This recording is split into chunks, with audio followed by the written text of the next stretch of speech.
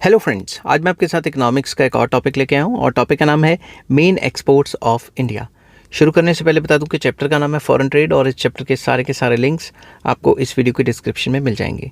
तो इंडिया कौन कौन सी चीज़ें एक्सपोर्ट करता है वो मैंने इस वीडियो में पूरी डिस्कस की हैं लॉन्ग क्वेश्चन के हिसाब से, और जिस हिसाब से आपको पेपर में लिखना है मैंने उसी हिसाब से अटैम्प्ट किया हुआ है। ठीक है, चलिए शुरू करते हैं।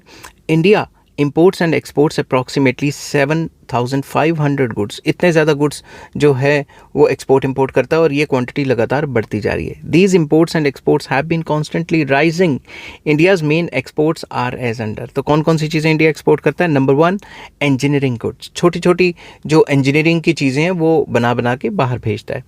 With a share of 24.6% of India's exports, engineering goods is one of the largest contributor to our commodity exports. तो तकरीबन 24.6% ऑफ टोटल एक्सपोर्ट्स ये जो छोटे छोटे इंजीनियरिंग गुड्स बना बना के हम बाहर एक्सपोर्ट कर रहे हैं उनकी हिस्सेदारी है। India exports engineering goods to Sri Lanka, Saudi Arabia, Egypt, Myanmar, Malaysia, Indonesia, etc. etc. In 2019-2020, value of exports of engineering goods from India was 5,40,960 crore as against in 1990-91 ये सिर्फ 3,872 करोड़ थी। तो लगातार जो एक्सपोर्ट्स की जो वैल्यू है और वॉल्यूम है इंजीनियरिंग गुड्स का, एक्सपोर्ट्स का, वो बढ़ता जा रहा है। ठीक है, नेक्स्ट आ जाता है second point, readymade garments and cloth. Very important, cloth, cotton cloth and apparel are exported from India. तो इंडिया से कपड़े और जो कपड़े फिनिश प्रोडक्ट्स है और क्लोथ है, कॉटन वगैरह, ये जो अपैरल से कपड़े बाहर जाते हैं, ये सबको पता है। जलंधर में इसकी काफ़ी फैक्ट्रीज़ हैं, जलंधर में भी हैं, लुधियाना में भी हैं। ठीक है ना, तो मेनली लुधियाना में है और भी काफ़ी पार्ट्स में, सूरत में है। ठीक है, तो मैं पंजाब में हूँ तो इसलिए मैंने पंजाब का जो है बताया कि लुधियाना में काफ़ी होता है।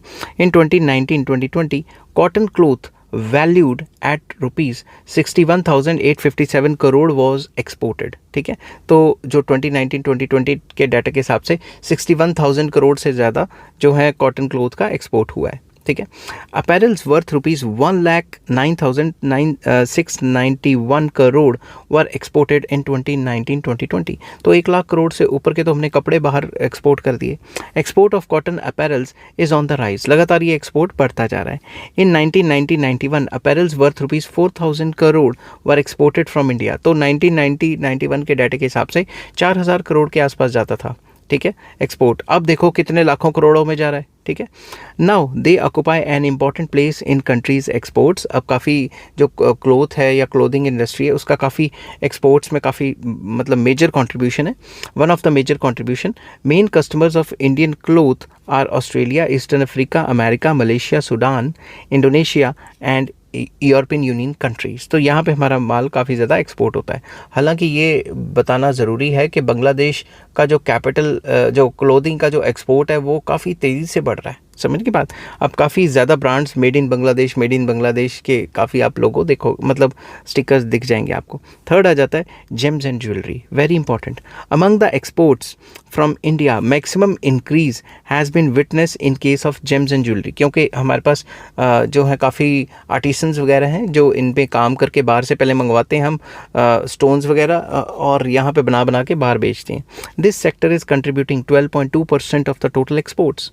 India imports raw precious stones from abroad and re-exports them after processing the same with the help of Indian craftsmen।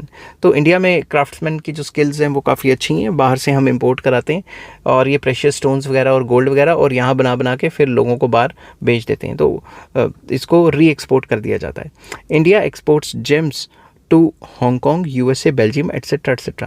ठीक है, in the year 2019-2020 gems and jewelry worth rupees 2,54,114 crore were exported. तो थोड़ा बहुत डाटा लिखना आपको ज़रूरी है।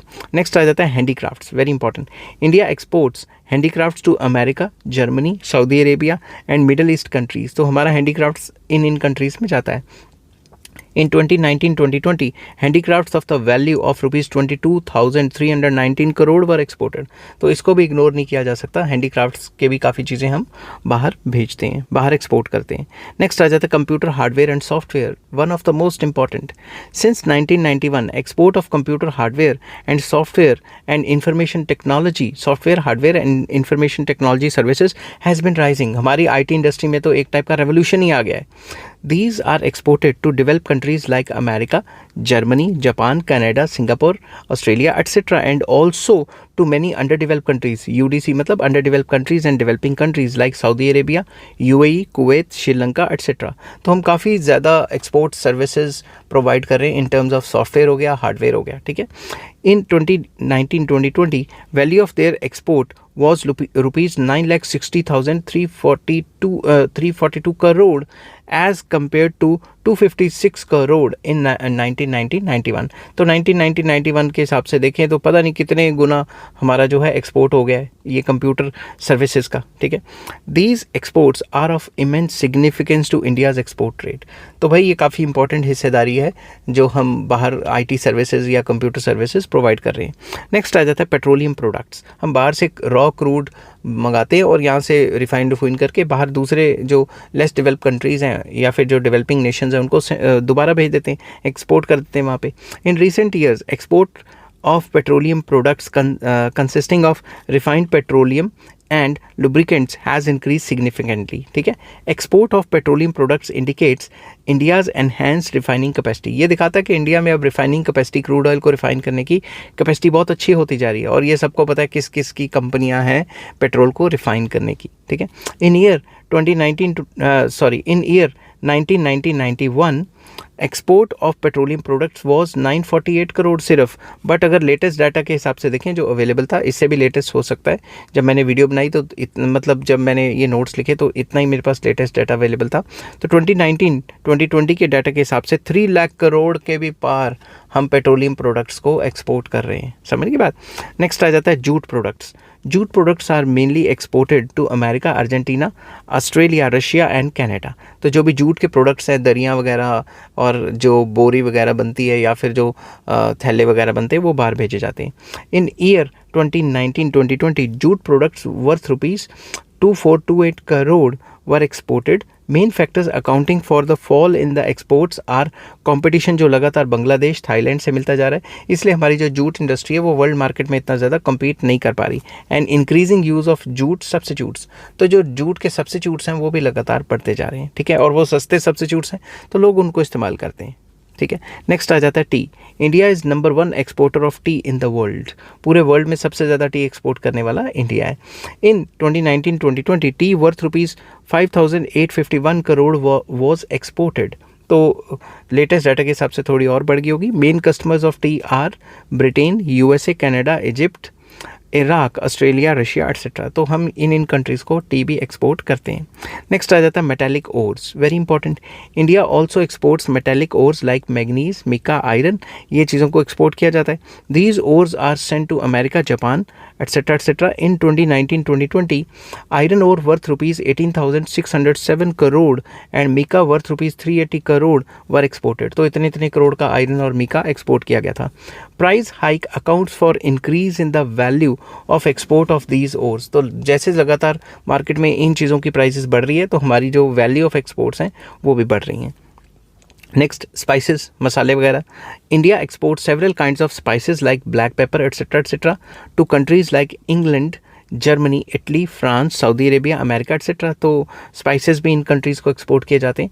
In 2019-2020 spices worth rupees 25,642 crore were exported. तो इतने हज़ारों करोड़ के जो हैं स्पाइसेस बाहर एक्सपोर्ट कर दिए गए. नेक्स्ट आ जाता है leather and leather products. Very important. India also exports leather and leather products. तो लेदर को, रॉ लेदर को और लेदर प्रोडक्ट्स को भी बाहर एक्सपोर्ट किया जाता है. The main customers of these items are England, USA, France, Germany, Russia etcetera. ये चीज़ें यहाँ पे हमारा जो एक्सपोर्ट है ज़्यादातर लेदर का होता है. In 2019-2020 leather worth rupees 32,971 crore were exported. तो ये डाटा लिखोगे तो आपके जो क्वेश्चन आंसर है उसको काफ़ी सपोर्ट मिलेगी और टीचर आपको अच्छे नंबर भी देंगे. Oil cakes. India also exports oil cakes in large quantity. Large quantity में ऑयल केक्स को एक्सपोर्ट किया जाता है. The main customers are Japan, Netherland, Britain etcetera. तो अब डाटा लिख देते. In 2019-2020, oil cakes worth rupees 5,861 crore were exported as against the export of rupees 609 crore in 1990-91. तो 1990-91 के हिसाब से देखें तो हमारा जो एक्सपोर्ट है ऑयल केक्स का वो भी लगातार बढ़ता जा रहा है. Rice, very important. Export of rice from India has increase significantly. कितना? In 1990-91 export of rice was ₹462 crore only, but in 2019-2020 export of Indian rice increase to 45,427 crore. तो काफ़ी बढ़ गया। लेटेस्ट डाटा में देखोगे तो और बढ़ गया है। टबैको का एक्सपोर्ट काफ़ी बढ़ गया है। India also exports tobacco in large quantity. India exports tobacco to England, Japan, Russia, Nepal etcetera etcetera. इन कंट्रीज़ को टबैको भेजता है। In 2019-2020 India exported tobacco worth ₹3,761 crore. तो इतने हज़ार करोड़ का जो टबैको हमने एक्सपोर्ट किया। And last point is coffee. Export of coffee from India has been on the increase. तो लगातार कॉफ़ी का एक्सपोर्ट भी बढ़ता जा रहा है। India exports coffee to USA, Italy, Hungary etcetera. In 2019-2020 coffee worth ₹5,237 crore was exported. तो इतने हज़ार करोड़ की कॉफ़ी एक्सपोर्ट की गई थी। तो ये कुछ पॉइंट्स हैं जो आपके लॉन्ग क्वेश्चन को सपोर्ट करेंगे पूरा, और जिस हिसाब से पेपर में लिखना है मैंने उसी हिसाब से आपको बताया। आई होप ये वीडियो आपको पसंद आई होगी। अगर पसंद आती है तो please like, share and subscribe. Next topic मैं डिस्कस करूंगा causes of unfavourable balance of payment in India. Till then take care, bye bye.